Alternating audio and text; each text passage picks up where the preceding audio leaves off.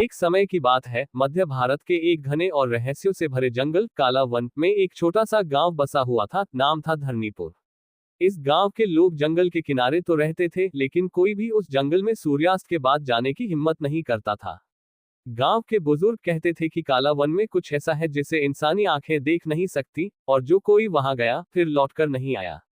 अतीत की छाया। सालों पहले एक वैज्ञानिक दल जंगल की गहराई में गया था किसी दुर्लभ जड़ी बूटी की तलाश में। उस दल के 5 सदस्य गए थे, लेकिन सिर्फ एक लौटा, डॉक्टर रघु। वह कुछ बोल नहीं सका, बस उसकी आंखों में डर बसा था। उसने कहा, वो जंगल जीता है, वो देखता है और पकड़ लेता है, फिर वह पागल हो गया। समय बीतता गया, लोग डरते रहे, लेकिन काले वन की कहानियां और भी रहस्यमयी होती गईं। गांव के बच्चे इन कहानियों को सुनकर डरते और रोमांचित होते थे। एक नया सफर। इस कहानी की नायिका है अन्विता, 22 साल की साहसी, निडर और विज्ञान की छात्रा। वह छुट्टियों में अपने नाना नानी के पास धरनीपुर आई थी। अन्विता बचपन से ही रहस्यमयी चीजों की दीवानी थी। जब उसे काले वन की कहानी पता चली, उसकी आंखों में जिज्ञासा की चमक आ गई। नानी, क्या आप कभी जंगल में गई हैं? नानी ने कांपती आवाज में कहा, ना बेटा, वहां रात के बाद कोई नहीं जाता, वहां चुप्पी बोलती है और अंधेरा चलता है। लेकिन अन्विता डरने वालों में से नहीं थी। उसने निश्चय किया कि वह दिन में जंगल की सीमा तक जाकर खुद देखेगी कि वहां क्या है। जंगल की दहलीज। अगली सुबह अपने कैमरे और नोटबुक के साथ अन्विता जंगल की ओर निकली। सूरज सिर पर था, लेकिन जैसे ही वह जंगल की दहलीज पर पहुंची, उसे ठंडी हवा की लहर ने छू लिया। पेड़ों की शाखाएं जैसे किसी गूढ़ मंत्र में झूम रही थीं, पर वह रुकी नहीं। जैसे जैसे वह आगे बढ़ी, उसे कुछ अजीब सा महसूस होने लगा। आसपास सब कुछ शांत था, लेकिन ये सामान्य शांत नहीं था। ये वह चुप्पी थी जो कुछ कह रही थी। एक प्राचीन मंदिर। करीब 1 घंटे की यात्रा के बाद अन्विता को झाड़ियों के बीच एक टूटा फूटा मंदिर दिखा। यह मंदिर समय के साथ ढह चुका था, लेकिन उसके पत्थरों पर कुछ शिलालेख थे, प्राचीन भाषा में। उसने कुछ चित्र खींचे और आगे बढ़ी। तभी उसे एक सरसराहट सुनाई दी। वह मुड़ी, लेकिन वहां कोई नहीं था।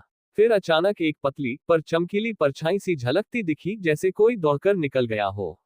अनोखी मुठभेड़। डर और उत्साह के मिश्रण से भरी, अन्विता उस छाया के पीछे दौड़ी। लेकिन कुछ दूरी पर जाकर वह एक पेड़ की जड़ों में फिसल गई और एक गुप्त सुरंग में गिर गई। ये सुरंग अंधेरे और रहस्यमयी नक्षत्रों से भरी थी, लेकिन उसका सिरा एक गुफा में खुला, जहां दीवारों पर चमकते प्रतीक थे और बीच में एक नीला क्रिस्टल रखा था।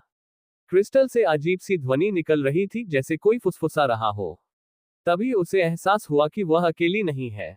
एक बूढ़ा आदमी, लंबे बालों वाला, वहां बैठा था, वही डॉक्टर रघु। आप जिंदा हैं? रघु ने मुस्कुराकर कहा, हाँ, पर इंसानों की दुनिया से दूर। मैंने इस जंगल का रहस्य समझ लिया है। ये जंगल सचेत है, ये जीवित है। ये हमें नहीं मारता, लेकिन जो लालच या डर लेकर आते हैं, उन्हें खुद में समा लेता है। अन्विता को समझ आ गया कि यह जंगल इंसानों के स्वभाव को पढ़ लेता है। अगर कोई सच्ची जिज्ञासा और सम्मान लेकर आए, तो जंगल अपने रहस्य प्रकट करता है। जंगल की आत्मा। रघु ने बताया कि वह क्रिस्टल जंगल की आत्मा है। ये हर पेड़, हर जानवर, हर आवाज से जुड़ा है।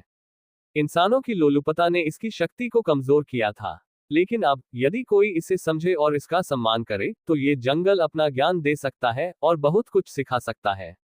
वापसी। अन्विता ने क्रिस्टल को छुआ। उसकी आंखों के सामने जंगल की उत्पत्ति, उसकी भाषा और चेतना के दृश्य आने लगे। उसे समझ में आया कि प्रकृति केवल बाहर नहीं होती, वह भीतर भी बसती है। कुछ समय बाद वह सुरंग से बाहर आई, कैमरे और नोटबुक के साथ, लेकिन अब उसमें न केवल तस्वीरें थीं, बल्कि अनुभव और ज्ञान भी। जब वह गांव लौटी, तो लोग उसे देखकर चौंक गए। वह बदली हुई थी, शांत, गंभीर और तेजस्वी। अंत या आरंभ। कुछ महीनों बाद अन्विता ने काले वन पर एक किताब लिखी, चेतन वन, प्रकृति की आत्मा। वह जंगल की रक्षक बन गई, उसके ज्ञान को फैलाने वाली। काला वन अब भी वही है, रहस्यमयी और चुप, लेकिन अब वह सिर्फ डरावना नहीं, बल्कि एक गहन ज्ञान का भंडार है, जो सिर्फ उन्हीं को दिखता है जो देखने की हिम्मत रखते हैं।